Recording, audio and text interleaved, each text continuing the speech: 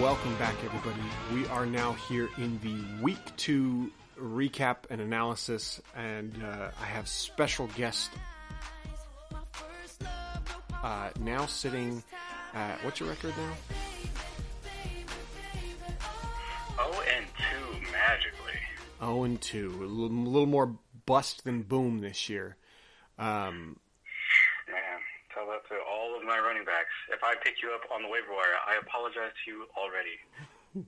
Is it just running back specific, or is there anybody else I don't know if targeting is the right word, but purposefully injuring? Man, if I was trying to purposely injure people, it'd be all Cassis players. I got to you because we faced each other that week, so your running backs came against me and felt the sting of my power, apparently. I don't want to talk about that. That's both on IR. Both on IR. I had Saquon in one of my other leagues and another one with Christian McCaffrey, and so it's just like this entire, after Sunday, I've just been in a foul mood this entire time. Hey, man, I tried to trade you. Yeah, but that doesn't help me now. Yeah. All right, so we are going to jump right on into a quick recap from this last week. Like you said, I did get to knock you off. Now I am 2-0, you're 0-2. Masochistic Monkeys fell to the Flaming Moes. Chubbawamba lost. She's now at 0-2. Bear Down for Balls Deep is surprisingly at 2-0. What do you make of that one? Team is stronger than it looks, surprisingly. But we'll see if that actually continues through the rest of the season. But at the same time, with everybody's stacking up the injuries, who knows at this point? Yeah, and we will talk injuries a little bit more here in a second. I feel like he has this weird penchant too for always leaving a bunch of points on his bench. I mean, how bad is that if you're winning, though? You know what I mean? That's true. Okay, so next game we do have Sea Chicken Chokers going 2-0 and utterly demolishing. Did he demolish them? Oh. Wasn't it the 200 game, or was that last week? No, that was last week. You're right. I'm sorry. Sea Chicken Chokers barely squeaked by Solania, 209 to 206, and the other game is Clunge Plunger 172, Steel Dynasty 160. We have a couple formidable teams this year. It's going to be interesting to see how everything shakes down. Well, I think we got, like we said, we'll talk about the injuries a little later, but with that really changing the teams up a lot. Yeah. There have been a lot of moves. One of the, not most moves, but Clunge Plunger has made the most moves. Everybody has made at least 2 moves except for Steel Dynasty. Most people averaging about 5 or 6 in that ballpark. But Hayden's up there. Do you think, is that mostly due to the injury, or is it because we're all trying to churn over because it is such a high-scoring year for all of us so far? I honestly think it's really due to the injuries, and then on top of that, each team themselves is still trying to kind of, figure things out, it seems like. Mm-hmm. Because, half of them, without the preseason, you don't even know who's actually good or not, because you haven't got a chance to look at anybody. Yeah. I'm actually going to use that to segue into my next part. I was talking with JR, actually. He called as soon as, Saquon went down and McCaffrey, and he called and gloated. He specifically was like, I just wanted to hear your voice. And I was like, wow, thanks, JR. But we were talking how much of it, these injuries that are happening. Obviously there are all the big names, CMC, Saquon, George Kittle, and who on your team hasn't gotten injured at this point, but of all these people, how much of it is the fact that we didn't see a preseason, even 1 or 2 games of actually getting hit, and now that they're all kind of playing 100%, how much of it is their bodies aren't used to it? How much of it is just the fact that it is a weird year, or what's your take on that?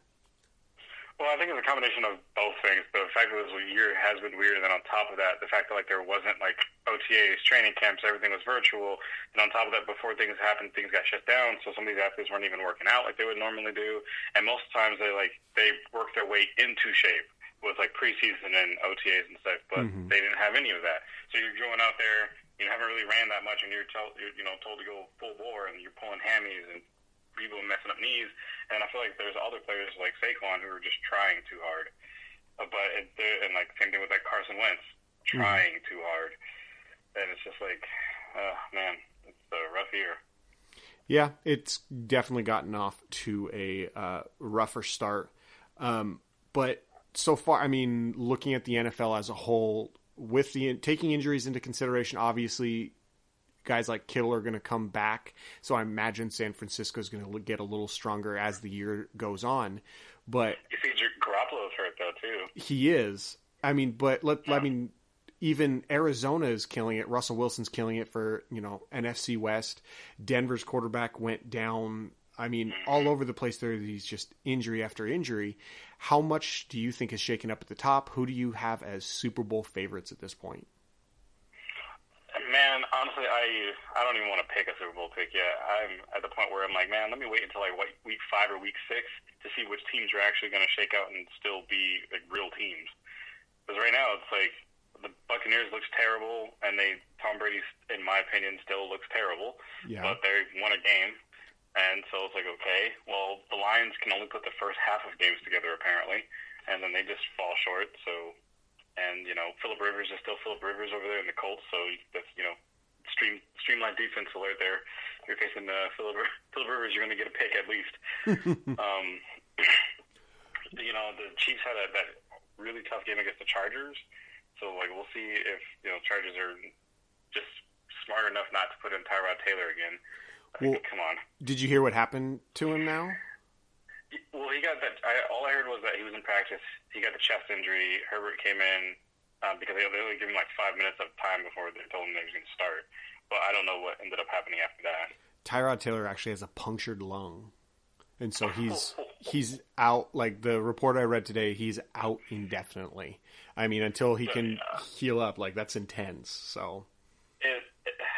I feel bad for the dude, I really do, but sometimes it's not meant to be, man.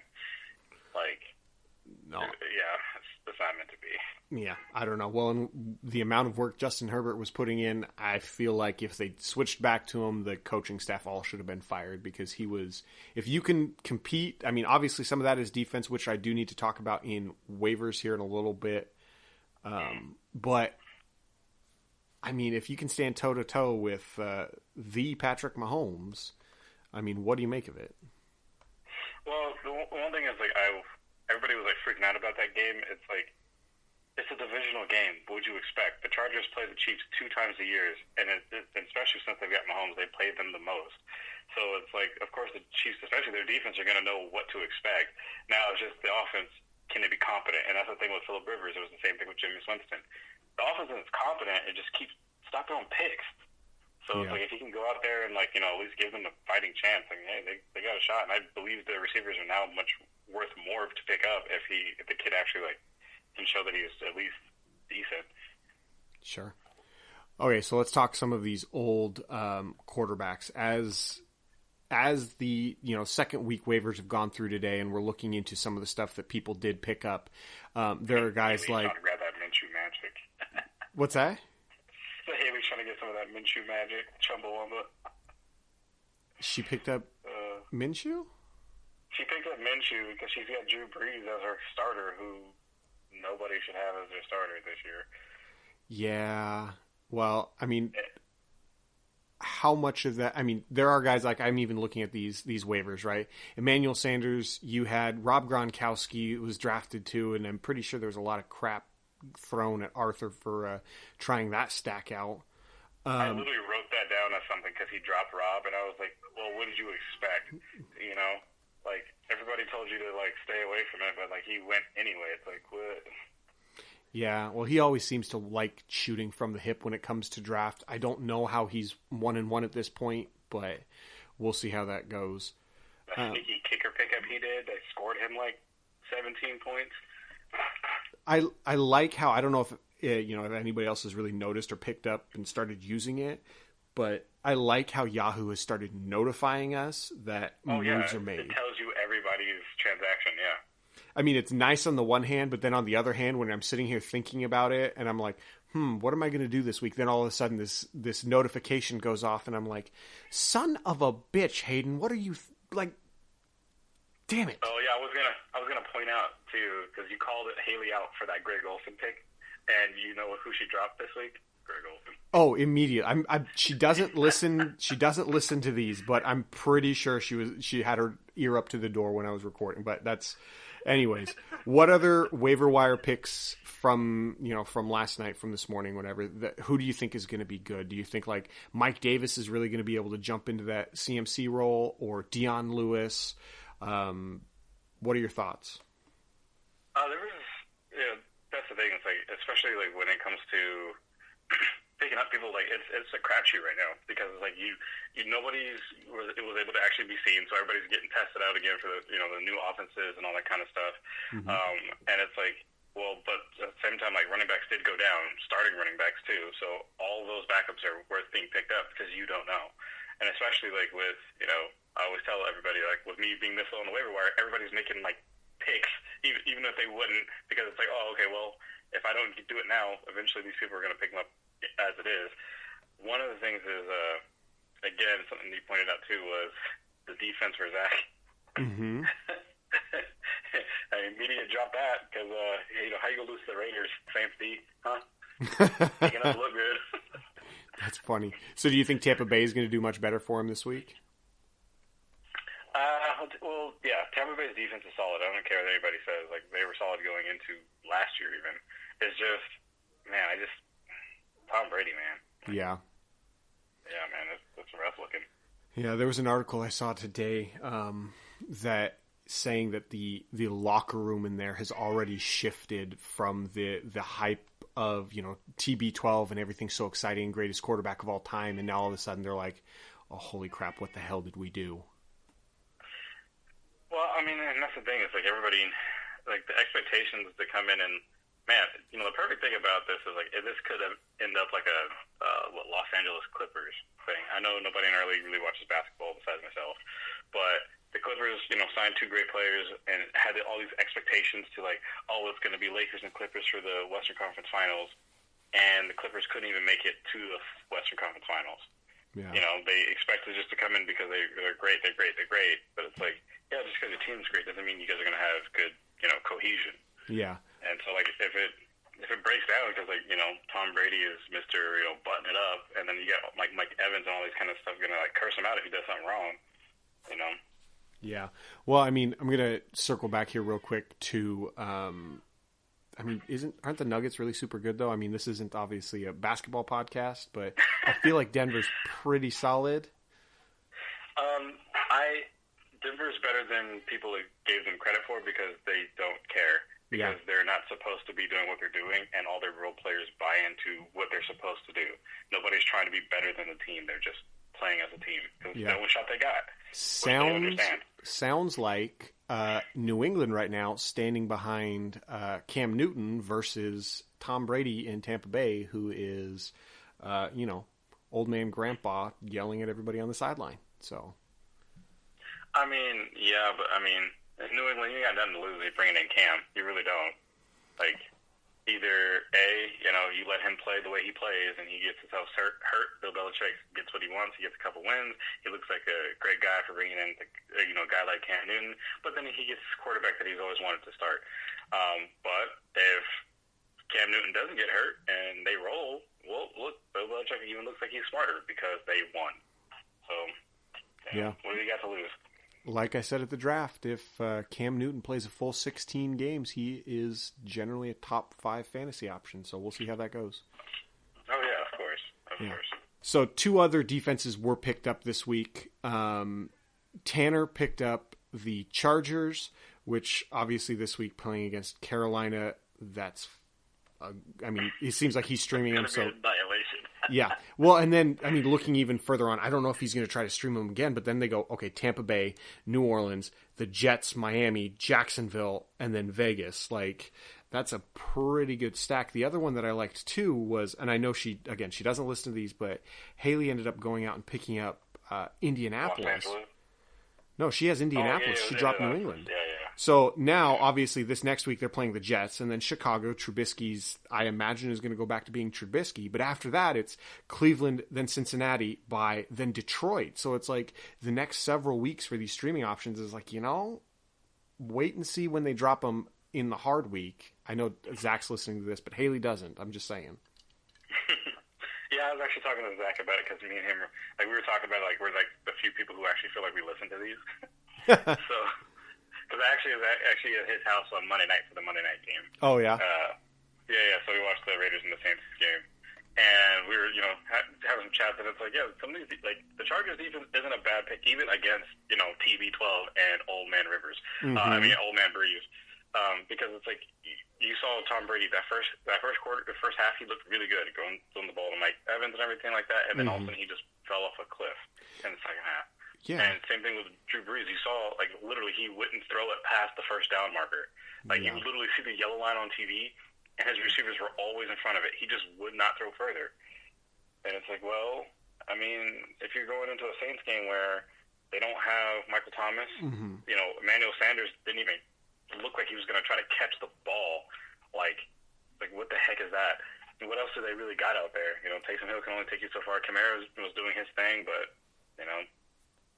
maybe they might shovel in Jameis Winston after all. Yeah. If this keeps up. Yeah. Well, we'll see how that goes. Any other waivers that you really wanted to touch on before we moved on to the next section here? Oh, Haley, Chumbawamba. New England defense for the Colts. Okay. Trying to get some of the Minshew magic, okay? And then you picked up a tight end who is the most concussion-prone person I've ever seen in life. Okay. For that one, I'm going to defend her on that one because Jordan Reed this last week looked pretty good in the Shanahan system, but the other side of that, too, is she has Kittle. Obviously, even if Kittle's, questionable or whatever, if he's going to play, are you going to put him in? Look, I'll put it this way. I would normally agree with, picking up a tight end, especially in the Shanahan system, especially because Reed has been in that system before when he was, well, at least a version of it because he was in Washington when the older Shanahan was there. So he knows how it works. However, we have grown to see, once you are seriously, especially injury prone, you're always injury prone. And Jordan Reed, he can't last more than a few weeks. But in this case, if Kittles is out for 2 weeks and he can survive at least 2 weeks, he should get targets. And I think that's part of the reasoning behind it is the fact that if Kittle's playing, Kittle's obviously going in. If Kittle's not playing, you have that safety net and you're able to switch it up to game time without running the risk of anything crazy happening and forgetting about it. So I think it's more of a safety stash than anything. Right. Plus backup quarterback. I mean, who's San Francisco playing this week? They're playing New York. Oh, yeah. I'm starting McKinnon for it. Yeah. No, it makes sense to me. We'll see how it goes. He might break his head on the first one and then be out from there. But yeah, let's hope not. But we'll see how that one really goes. Yeah. One thing I will say real quick is I'm actually afraid of my matchup because I'm facing Eli, and Eli's actually scored more points than me through 2 weeks. Okay. I know. We'll jump into matchups here in a second. Before we do that, I did just want to touch on survival pick. Everybody's still in on the survival pick. But the one I did want to bring up is Pick'em. I know you don't personally play Pick'em, but right now Tanner is leading at 7, then Sean and Zach at 6. I'm down at 3, but that doesn't really matter. We do not want Tanner to get his shoe back. So Deshaun, I even imagine you could start playing Pick'em this week and you would probably catch up to Tanner in no time. So we need to keep that shoe from him as long as we possibly can. I do not want him taking that back. I don't know if I really want a golden shoe, but okay. Hey, and there is poop still on. Actually, I guess the way I go, I'm probably going to get second or third, so what am I even hoping for? That is shooting high with as low as you've been scoring, sitting at 0-2 in ninth. I know. All right, we're going to jump matchups, though. God damn it. Yeah. First one looks to be a blowout, Flaming Moe's versus Solania. Then Sea Chicken Chokers versus Steel Dynasty. Clunge Plunger versus Bear Down for Balls Deep. That one might be another close one because Hayden has been pulling in the numbers and Tanner has, I don't know how he's in third. He's like 0.3 behind me in points. Then if you look at his team is like, technically it's solid because his players haven't got hurt. Yeah. Then Dark Knights versus Chumbawamba. I imagine Haley's going to demolish me and get her first win because I am just ravaged right now. But the one that we are going to talk about is Masochistic Monkeys is currently projected above the Boomer Busters, who look to go 0-3. That gives Eli his first win, but I'm going to focus on that 0-3. Deshaun, what's happening, man? Man, well, I went into the draft already saying that like my running backs were like nothing, and then literally going into week 1, they just literally all went down, and then going into week 2, no joke, like within like a 45-minute span, I got 3 notifications about injuries to my running backs, and I'm just like, oh, okay, cool. And then Devontae Adams hit a hamstring, and I was like, well, maybe this just isn't my year. and AJ Brown was out, and it's just been rough so far.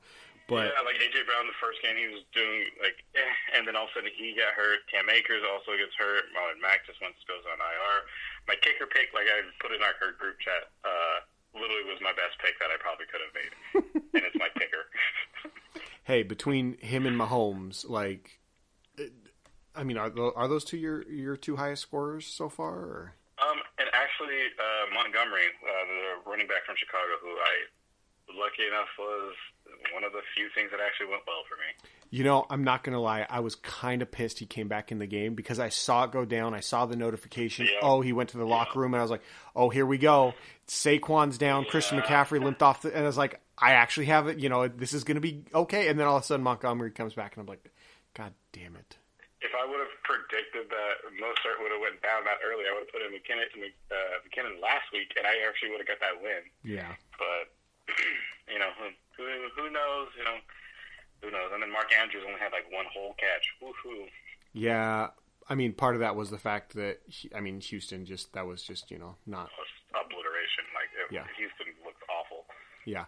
Well, I imagine this next week with Kansas City, he will bounce back hard. We will see how yours goes.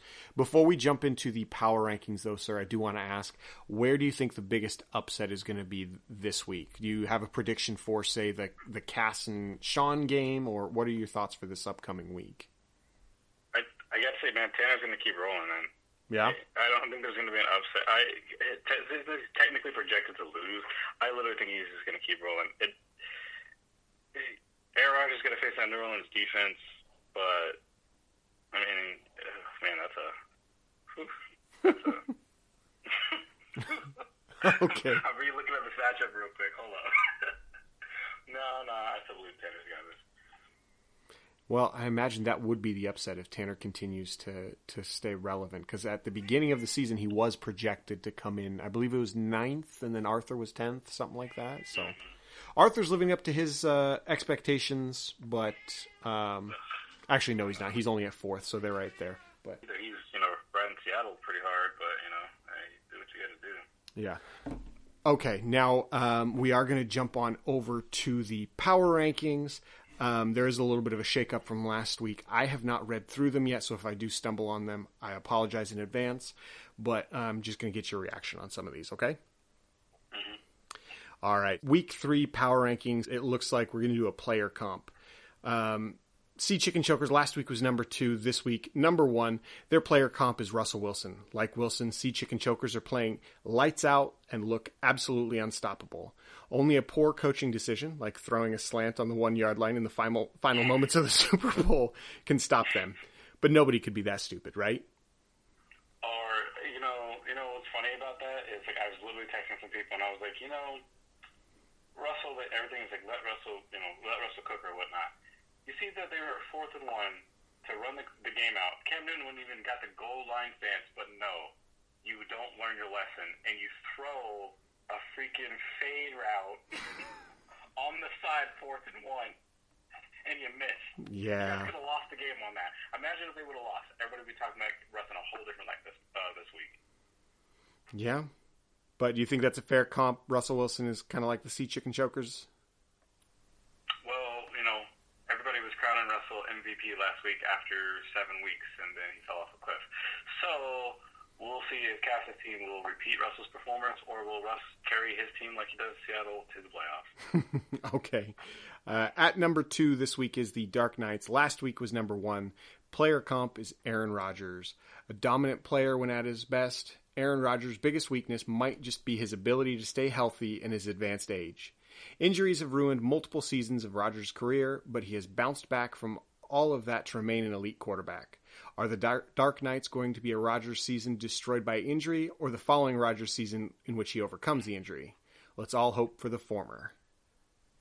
Let's all not hope for the former, because your team is already showing those injuries are starting to stack up there, buddy. Oh man, come on! I'm hoping that I was really hoping for that, repeat championship, but I'm not holding my breath. All right. I mean, if you guys could have just got hurt a little bit before they started scoring. Okay. Number 3 is Solenia. Last week was number 4. Player comp is Jared Goff.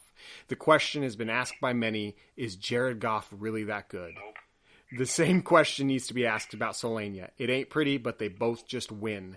Sure, one could say that they're overrated, or that they're lucky, or that they just flat out suck, but their competition always seems to suck more than them when going head-to-head. But despite losing last week, Solenia looked like a legit contender, scoring the second most points on the week, so maybe the question for both Solenia and Goff shouldn't be, are they really that good, but rather, how do they keep winning? That's a good question. How does he keep winning? I don't know. Has he ever made it to a championship? Championship game? No. Last year was the closest, and he got 4th.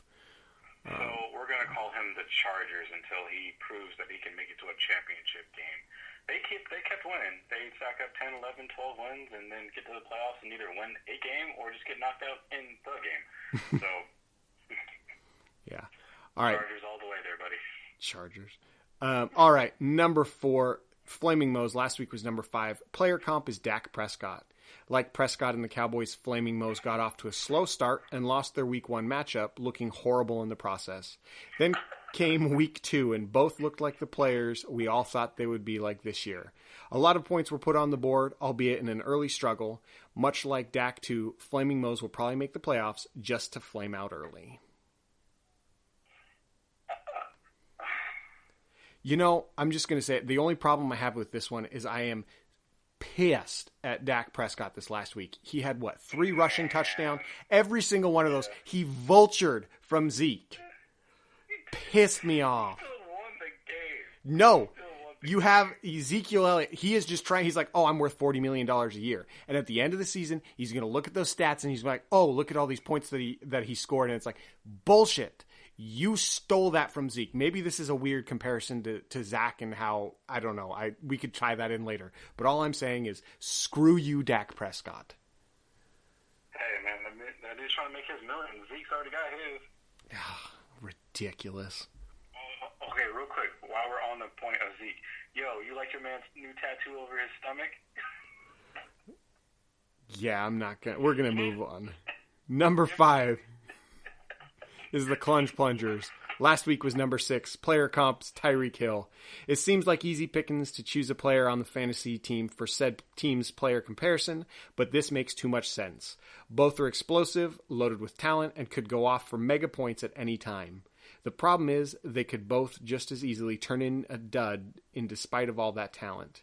For this team, it's all or nothing, boom or bust, feast or famine, Tyreek, quote, Cheetah Hill, or Chester Cheetah. You get the point. I actually think he has a more solid team than that gives him credit for.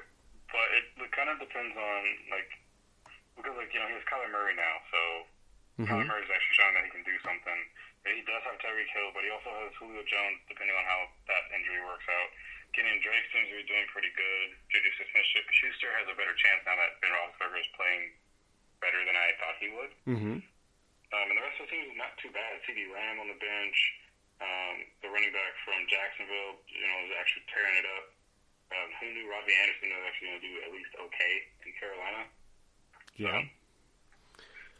Yeah, well, we'll see how that one goes. Again, last week he was number 6. He isn't number 5. The new number 6 for this week was previously number 9. Bear down for balls deep. Player comp is Josh Allen. Similar to Solenia and Jared Goff, we have to question whether the start to this season for Bear down for balls deep and Josh Allen is a fluke. While it does look promising for both, they still need to prove it to the public. It seems as if we are all waiting for the house of cards to crumble and for things to go back to normal. Josh Allen throwing for 150 yards and 2 picks to go along with a fumble, and Bear down for balls deep, returning to their natural losing ways. So is this start to the season a fluke for them? In a word, yes. I feel like he's got a shot. As long as he stays healthy, I think he's got a shot. I don't know if the team can win a championship, but got a shot to like at least keep it going for a little while. Sure. All right, now one of the biggest drops in the week. Steel Dynasty was previously number 3, is now number 7. The player comp is none other than Ben Roethlisberger. Just when you think you can count them out, Steel Dynasty, as well as Big Ben, will come out and set the scoreboard ablaze. Problem is, those weeks where they are down and out are downright ugly, and too many of those bad weeks could sink a team's playoffs hopes. Consistency will be key, but for now, Steel Dynasty's season outlook looks as shaky as Roethlisberger's deep ball. Yeah, I'll agree with that one, though. Yeah. Yeah. Oh, here we go. Last week, number 7. This week, number 8. Boomer Busters. Player comp is Todd Gurley. Oh, no, not my knee. No one has been affected by injury quite like Todd Gurley and Boomer Busters. Both at one point were top-tier powerhouses, but injuries have reduced both powerhouses to mere rubble. It would be foolish to count Boomer Busters out now, considering how adept they are at playing the waiver wire game, but as it stands now, their playoff hopes are looking a lot like Todd Gurley's RB1 days, a thing of the past. You know, lucky enough our league is riddled with injury, so I have a chance, but I really don't see it coming. I think this is the year where I'm going to get dead last, and then the 0 pick's going to be hot garbage, because, you know, not many college players are going to be in the draft. Right. I think this is my favorite player comp. Love me some Todd Gurley, but I know. Dude, that's a rough one. That's I agree with it too, sadly. Ooh, I like this next one too. Last week, number 8. This week, number 9. The Masochistic Monkeys player comp, Mitch Trubisky. Oh, no. They're terrible. They were terrible. They are terrible. They're always going to be terrible. It doesn't matter how much talent gets added to try to help Trubisky and the Masochistic Monkeys produce. It just isn't going to happen. Somehow they each do just enough to not be considered the absolute worst of what they do, but they're still just awful. The best thing I can say about both of them is at least they're consistent. Consistent in their shittiness, but consistent nonetheless. You know the worst part about that is that team comp that you just read is probably going to beat me this week. Well, I'm going to have that ringing in my ears the whole time as the team just gets pummeled. Oh, man. Beat by the shittiest team in the league. How do you feel about that? That's funny. All right, last week's number 10, this week's number 10 again. Chubbawamba, player comp is Baker Mayfield. Both have come in with high expectations, but have massively underwhelmed. How long do we have to wait before we can just say maybe they're not that good? Mayfield has loads of talent, a winning pedigree in his past, and is surrounded by great weapons, yet he just can't seem to get it done. Chubbawamba has a lot of recognizable names and past fantasy producers, but this year they just aren't getting it done. Well, they haven't really got it done in any year, much like Mayfield in the pros. Well, I'll just see if she continues the Van Batavia tradition of holding down that 10 spot. Hey, we have hit it twice. Twice in 7 years? That's not terrible. Well, because so you got 10th, Eli's gotten 10th. Yeah, so Haley would make it the 3rd, right? Yes. So your dad never got 10th while he was in the league. No, he did not. I think he got 9th. He got 9th the year I got 10th, and that was the closest he came. And I think that was also the year that he bet with Sean that all the Van Batavias would do better than him, and that was the year Sean won. So. Yeah. All right. So that was the power rankings for this week. I'm looking forward to next week's, and hopefully with your loss, Masochistic Monkeys doesn't jump up too high.